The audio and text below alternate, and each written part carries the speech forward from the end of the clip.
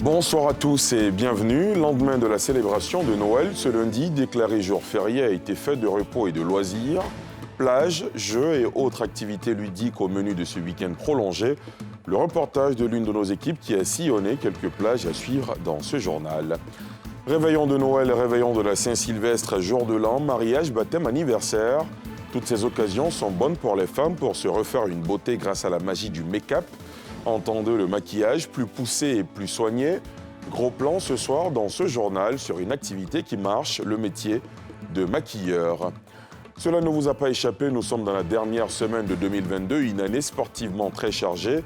De la participation de nos éléphants à la CAN au Cameroun à la non-participation à la Coupe du Monde qui vient de s'achever, nous faisons le rappel de l'activité sportive durant les 12 derniers mois.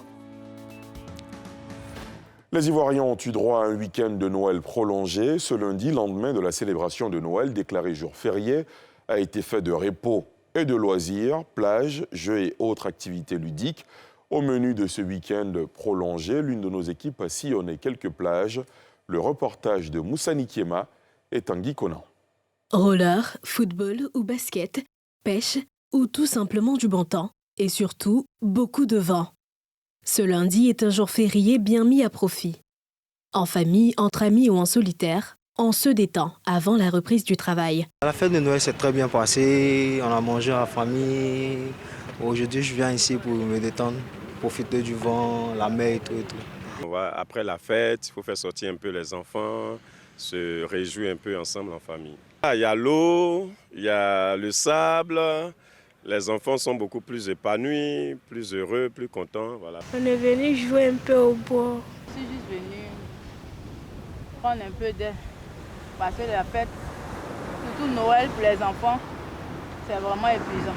Il faut faire les démarches, des habits, des cadeaux, tout ça là. Donc, après le Noël, il faut se reposer un peu. Donc c'est pour ça que je suis venu ici. J'ai décidé de venir me détendre un peu le soir, voilà. Pour essayer un peu de me divertir, quoi. Surtout à cause de la brise de mer, à cause aussi du vent. On peut dire bronzer, entre guillemets. Être en bordure de mer, c'est toujours l'occasion pour certains de repartir avec un peu de son contenu. Je suis venu pêcher parce qu'après les fêtes, on est venu passer un peu un bout de temps au bord pour pouvoir pêcher un peu et avoir du poisson pour aller à la maison. Le 24 soir, j'étais là, j'ai pêché jusqu'à 22h, 23h. Et aujourd'hui, comme c'est un jour férié, je n'ai rien à faire. Je viens pêcher jusqu'à 22h, 23h et puis je rentre. C'est sûr que le 31, je serai là, après la messe, bien sûr. La fin d'année, c'est aussi des congés pour les élèves. Et ils en profitent bien. Après la fête, nous on n'est pas venu jouer ballon hier. Voilà, c'est aujourd'hui on est venu faire du sport et puis tout ça. Après la fête, c'est pas fini. Nous aussi, c'est notre fête aussi. Jouer ballon, c'est comme une fête aussi pour nous. Aujourd'hui est férié, donc on en profite. Après la célébration de Noël, les yeux sont déjà rivés sur la Saint-Sylvestre, une autre occasion festive qui conduit à la nouvelle année. On reste dans l'environnement balnéaire et direction Assini où la première dame de Côte d'Ivoire a célébré la fête de Noël. Dominique Ouattara a participé samedi à la messe de la Nativité, célébrée la veille de la fête. Mais avant, les populations de la localité ont eu une nouvelle fois pu bénéficier de sa générosité. Elle a offert en numéraire 10 millions de francs CFA et 25 millions de francs CFA en vivres et non-vivres. Le point avec Nadia Edja et Eric Kimo. Les populations d'Assini n'oublieront pas de sitôt cette fête de Noël. Ils ont reçu au nom de la première dame des machines à coudre, des casques pour salon de coiffure, des pâtes alimentaires, des conserves et bien d'autres vivres et non-vivres. Un don en nature évalué à 25 millions de francs CFA. À cela s'ajoute un don en espèces de 10 millions de francs CFA. Depuis quelques années, la première dame fait la messe de Noël. Elle y participe ici à Assini. Elle est toujours venue les bras chargés, toujours avec des présents pour les enfants, mais pour les femmes, pour toute la population, pour les jeunes également. Personne n'est oublié. Et aujourd'hui encore, elle respecte cette tradition et nous sommes venus faire ces dons en son nom pour dire à ses parents d'Assini qu'elle est avec eux, comme toujours. Recevoir des dons de 25 millions qui partent des petits-enfants jusqu'aux mamans, jusqu'aux coiffeuses, jusqu'aux couturières, c'est vraiment une faveur particulière, un témoignage d'amour. Après ce geste, c'est de sa présence que Dominique Ouattara a gratifié les populations de cette ville balnéaire. Elle a célébré à leur côté la messe de la Nativité. Nous venons d'assister à une belle messe de Noël à Assigny, c'était très chaleureux, très agréable. Et vraiment, mon message, c'est de souhaiter un très joyeux Noël à tous les Ivoiriens, tous ceux qui vivent en Côte d'Ivoire, beaucoup de bonheur, de paix et surtout une bonne santé. Et je voudrais également leur souhaiter une très belle année 2023, remplie de paix pour tout le monde. Une compagnie fortement appréciée par la communauté chrétienne qui a invité les populations au partage et à l'amour à l'image du Fils de Dieu. Notons que la célébration de la messe de Noël dans cette localité est une tradition pour l'épouse du chef de l'État qui a par ailleurs aidé à réhabiliter cette paroisse d'Assigny après une tornade en 2020. Réveillon de Noël, réveillon de la Saint-Sylvestre, jour de l'an, mariage, baptême, anniversaire. Toutes ces occasions sont bonnes pour les femmes pour se refaire une beauté grâce à la magie du make-up. Entendez, le maquillage plus poussé et plus soigné. Les entrepreneurs qui se lancent dans le secteur de la beauté, précisément dans le maquillage, ne se comptent plus. Si le secteur de la beauté semblait relégué au second plan, la donne semble avoir évolué. Le métier de maquilleur s'impose de plus en plus comme une activité féconde qui arrive à faire vivre ceux qui le pratiquent. Les explications de Nadia Eidja et Mathurin Badé. Pose de fixateur, fond de teint, fard à paupières, illuminateur, anti-cerne, faux cils, tracé de sourcils, pour ne citer que ces étapes. Comme un peintre devant sa toile, Mitsura réalise avec minutie chacun des gestes du maquillage professionnel, communément appelé make-up, afin de sublimer sa cliente. Pour son jour anniversaire, cette dernière ne veut pas passer inaperçue.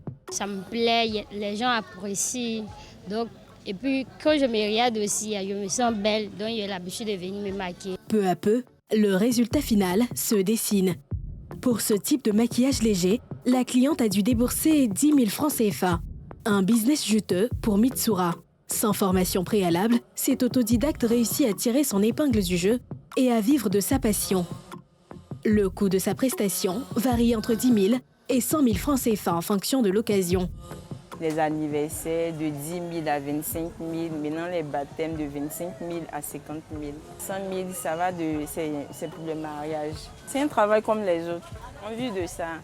En tout cas, par jour, je peux maquiller 5 à 7 personnes. En période normale, ça n'a rien à voir. En période de fête, ça peut partir de 10 à 20 personnes. En Côte d'Ivoire, le business est en plein essor. Marie-Laure Iffé, connue sous le nom de Emily dans le milieu, s'y est investie en 2016 après un premier emploi d'assistante de direction. Une reconversion professionnelle qui lui sourit bien depuis ses 6 années de pratique. Tous les mois, de janvier jusqu'à décembre, les week-ends, c'est vraiment chargé. J'ai par week-end 4 à 5 mariés. Il faudrait être passionné, mettre aussi beaucoup d'argent dans la formation et se mettre à jour tout le temps. Si vous vous mettez à jour tout le temps, c'est sûr que vous allez gagner parce que vous avez les dernières techniques. Donc tout le monde pourra venir vers vous. Dans cette activité, il faut suivre les nouvelles tendances et avoir le matériel adéquat pour une communication efficace. C'est tellement important d'avoir tout ce dispositif, les lumières, les chaises, le parapluie, les projecteurs, un tableau de fleurs c'est pour les vidéos en fait. Une étape essentielle pour se vendre sur les réseaux, principal canal de communication pour le make-up artiste. Au-delà des cérémonies, le maquilleur est souvent sollicité pour les réalisations cinématographiques. J'ai eu la chance de travailler avec un artiste, Oyoki Onanayo, sur 2 de ses clips. Et j'ai eu à faire des courts-métrages. Les clients ils me contactent via mes réseaux sociaux, ils voient mes réalisations. Et parfois, c'est l'entourage aussi qui conseille. Comme la plupart des entrepreneurs du secteur, cette étudiante, maquilleuse à ses temps libres, vit bien de son art et rêve déjà grand. J'aimerais me projeter dans ce métier-là, montrer à tous que le maquillage n'est pas seulement ce qu'on voit, la beauté, mais c'est tout un art. Les gens ils négligent le maquillage, mais vraiment, il y a beaucoup d'argent dans ce milieu-là. J'adore. C'est un moment de détente pour moi, c'est un moment dans lequel je m'évade.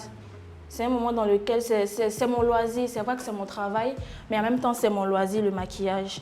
Autrefois considéré comme une activité de seconde zone et peu rentable, le métier de maquilleur professionnel séduit davantage aujourd'hui. Bien que la plupart y soient arrivés sans formation initiale, les acteurs comptent bien professionnaliser leur secteur et le hisser au rang des métiers d'avenir. Dans l'actualité sécuritaire, sachez que la frontière nord-est avec le Burkina Faso est au centre de nouveaux défis sécuritaires, l'incendie récurrente de biens publics et privés dont des véhicules. Ce phénomène signalé en octobre dernier à Bouna touche désormais d'Europo, un fait qui ne laisse pas indifférents les grands commandements des forces de sécurité et de défense du pays. Le général de corps d'armée, Apalo Touré, commandant supérieur de la gendarmerie nationale, s'est-il déporté sur ce théâtre en vue de freiner cette nouvelle forme de criminalité, comme nous le montre Thiemé Dandje. Frontière nord-est. Après les attaques terroristes qui ont touché des localités de la zone, dont Toubo, un nouveau phénomène sécuritaire se signale. L'incendie de véhicules d'État et de particuliers par des inconnus. Dernière victime, 2 agents des douanes ivoiriennes, dont les véhicules sont désormais hors d'usage. Ce fait ne laisse pas indifférents les grands commandements des forces de défense et de sécurité. Sur les lieux se déporte le commandant supérieur de la gendarmerie nationale. En face, des éléments du groupement interarmé tactique, premier cordon du dispositif opérationnel, le long de la frontière nord-est.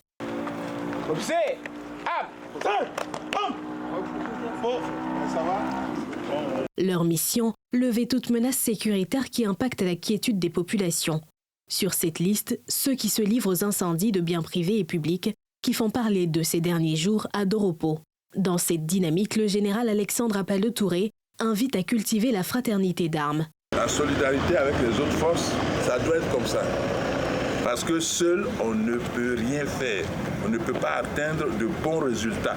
Vous devez tout faire à travers la patrouille, à travers votre prestance, pour que, premièrement, les malfaiteurs puissent baisser pavillon. Et deuxièmement, si par extraordinaire certains commençaient leurs actes, mettre la main sur eux. Au pas de course pour s'enquérir de l'état des lieux, l'officier général multiplie les rencontres. À terme, leaders d'opinion locaux, élus et cadres, organisations de jeunesse, tous sont appelés à aider au renseignement. Le plaidoyer est bien perçu par les populations. Tous saluent alors la descente sur le théâtre pour doper le moral de la troupe et rassurent. Soyez-en rassurés que nos frères, nous n'avons pas dit vos éléments, nos frères qui sont avec nous, pour notre propre bien, nous allons les soutenir comme nous le pourrons. Cette mission, c'est la nôtre. C'est à nous de s'associer à eux pour pouvoir bien mener notre sécurité. Et pour ça, nous vous donnons la parole que nous allons faire de notre mieux à aider nos forces de l'ordre et de défense à pouvoir réussir leur mission. Bien avant, l'officier général s'est rendu à l'école maternelle de Bouna, théâtre d'un incendie accidentel provoqué par des élèves du primaire. Les producteurs de caoutchouc des régions du Cavally et du Guémont peinent à vendre leurs produits. Le prix du kilogramme borchon du caoutchouc fixé pour ce mois de décembre à 290 francs CFA par l'Apromac n'est pas du tout respecté. Non seulement le latex est largement acheté en deçà du prix plancher, mais il est aussi pris aux mains des planteurs à crédit. Un constat fait par Pierre Dipomelin. Des planteurs d'EVA des régions du Cavally et du Guémont, dans l'ouest de la Côte d'Ivoire, ne sont pas du tout contents du prix borchant du kilogramme du caoutchouc auquel ils sont soumis. Les acheteurs et usiniers proposent des prix largement en deçà de 290 francs CFA. Prix plancher ce mois de décembre par l'Apromac, Association des professionnels du caoutchouc naturel de Côte d'Ivoire. Borchon ici, on paye à 180 francs par kilo. 180. Ça ne nous arrange pas. Nous souffrons énormément, sincèrement. On a un pont qui est là, mais on a tous les problèmes. Il y a une usine qui est là. On n'arrive même pas à vendre nos caoutchoucs comme il droit.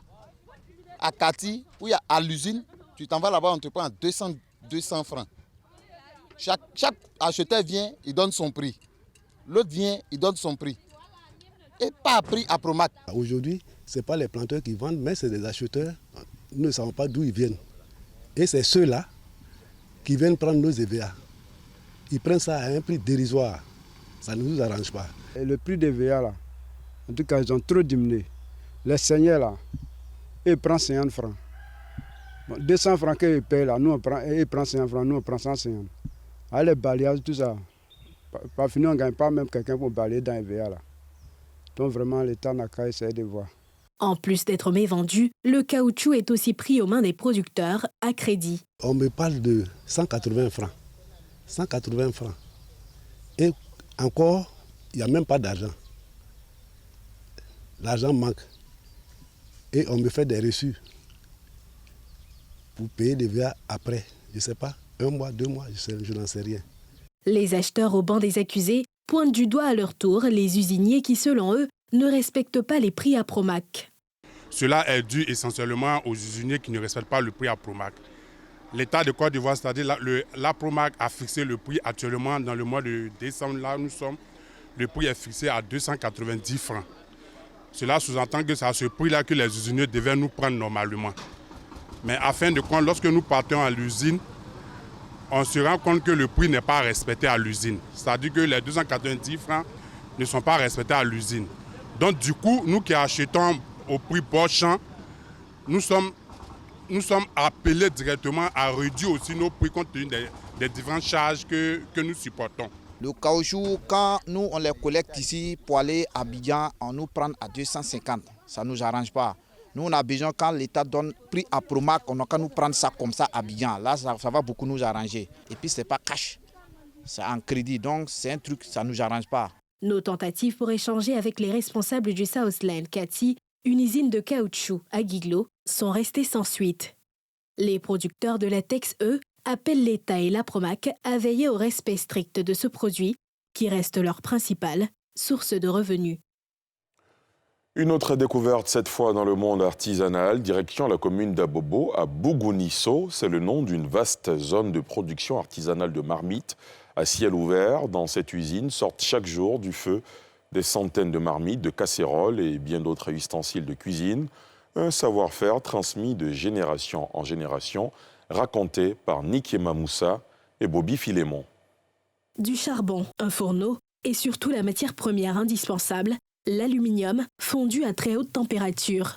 Nous sommes à Bougounisso, l'usine d'Abobo. Ici sort chaque jour du feu une centaine de marmites prêtes à l'emploi. Cissé Mamadou est fabricant de marmites depuis 20 ans, un savoir-faire qui se transmet de génération en génération. J'ai appris la fabrication des marmites au Mali. D'abord, j'étais cultivateur et arrivé à Abidjan, je me suis consacré à ce métier. Ici, chaque jour, nous pouvons produire entre 15 et 20 marmites par personne en fonction de la quantité d'aluminium que nous recevons. Et comme vous le voyez, nous sommes assez nombreux. Les plus petits apprennent auprès des plus grands. Chacun produit en fonction de sa capacité. De même que les prix des marmites varient en fonction de leurs caractéristiques et de la demande de nos clients. En plus des marmites, nous faisons aussi des casseroles, des poêles, des talis ou écrasoirs et plusieurs ustensiles de cuisine. Avec des outils rudimentaires et une main habile, les marmites et autres ustensiles retrouvent leur forme finale. Il arrive souvent que nous nous blessions, ou même que le feu nous brûle les doigts ou les pieds, ou encore c'est la chaleur qui nous fatigue. Et quand ça arrive, on se soigne et on fait plus attention la prochaine fois. On utilise des canettes, des moteurs usés et d'autres éléments qu'on achète pour travailler. On creuse des formes dans le sable, on y verse des larves d'aluminium et on laisse refroidir pour donner le produit final. Certains forment le sable, d'autres font de la matière, certains récupèrent le produit et d'autres l'acheminent pour les finitions. Des centaines de marmites et d'ustensiles sont scrutés, taillés, polis et nettoyés à chaque étape. Mon papa il faisait. Je suis né pour rester, mon papa est dedans. Donc je suis grandi dedans. Donc il n'y a pas un travail que Danone ne peut pas faire. Donc mon père ne peut pas. Et ça va à l'école pour le moment. Tu vois non? Mais je sais que bientôt mon enfant, même c'est qu'il va faire. Si ça quitte là-bas, on quitte là-bas, ça vient au magasin. Bon, la première étape, c'est pour couper les trucs là. Ça va chercher la personne d'abord. Bon, la personne qui l'a coupé là, c'est son métier qui est ça. Juste, s'il finit de couper le collage, les gens encore, on va prendre ligne, pour limer, pour gratter. Là, il y a les gens aussi, qui font les entretiens. Entretien, c'est quoi? Lui, là, personnellement, pour regarder si à coup, la personne qui va faire ranger là, celui qui est derrière, entretien là. Voilà, tous les rangs, ils nous regardent. Puis là, le roi là, il y a un livre qui prend par rangée ici. Qui a trou, qui n'a pas trou, il met à côté. Chaque mamite va prendre par un. Chaque mamite va toucher. Celui fini, c'est pour brosser seulement. On met dans le marché. On prend la mamite, on ne brosse pas. Mais là, si tu n'as pas brossé une machine, les clients ne vivent pas. Il faut dire que c'est pas géré. Après les derniers coups de pinceau, direction le marché. Chaque goût et chaque préférence sont satisfaits. Je crois que ici, c'est moins cher. C'est nos trucs fabricants, c'est moins cher ici. On vient ici pour acheter. C'est solide aussi, à toutes les qualités. Cela fait 3 ans maintenant que je vends des marmites et autres ustensiles de cuisine et on en vend de presque tous les modèles. Les marmites qu'on fabrique ici sont de très bonne qualité et durent longtemps. Les fabricants travaillent dur pour les réaliser et c'est très bon. Sauf que le marché est devenu plus cher. La marchandise de 22 500 est passée à 27 500 et quand les clients viennent, ils se plaignent, mais ils reconnaissent la qualité des produits. Situé dans la commune d'Abobo, Bogonisso abrite l'une des plus grandes unités de production artisanale d'ustensiles de cuisine du pays. Chaque jour, ce sont des centaines de marmites, de casseroles, de poêles et de taliers. Cela ne vous a pas échappé, nous sommes dans la dernière semaine de 2022, une année sportivement très chargée. De la participation de nos éléphants à la CAN au Cameroun, à la non-participation de ceux-ci à la Coupe du Monde qui vient de s'achever, nous faisons le rappel de l'activité sportive durant les 12 derniers mois. Rétrospective sportive, un sujet de Salif Yalekwe. La 33e édition de la Coupe d'Afrique des Nations s'est tenue du 9 janvier au 6 février 2022 au Cameroun, pays des lions indomptables. Une campagne africaine qui a été marquée par l'élimination des éléphants de Côte d'Ivoire par l'Égypte en 8e de finale lors de la séance fatidique des tirs au but, 5-4. Quelques semaines après, l'élection de Yacine Idriss Diallo à la FIF, Fédération ivoirienne de football. Idriss Diallo a été élu le 23 avril 2022 à Yamoussoukro, la capitale politique ivoirienne, au second tour du scrutin avec 63 voix contre 61 pour Sori Diabaté. L'ex-capitaine des éléphants Didier Drogba avait été éliminé lors du premier tour. À peine installé, le nouveau patron de la Maison de Verre a pris plusieurs décisions importantes, dont la nomination d'un nouveau sélectionneur. À 68 ans, l'ancien coach girondin de Bordeaux, Jean-Louis Gasset, succède à Patrice Baumel à la tête de l'encadrement des éléphants, avec pour objectif de mieux préparer et favoriser une belle prestation des pachydermes lors de la prochaine CAN que la Côte d'Ivoire doit accueillir en janvier et février 2024.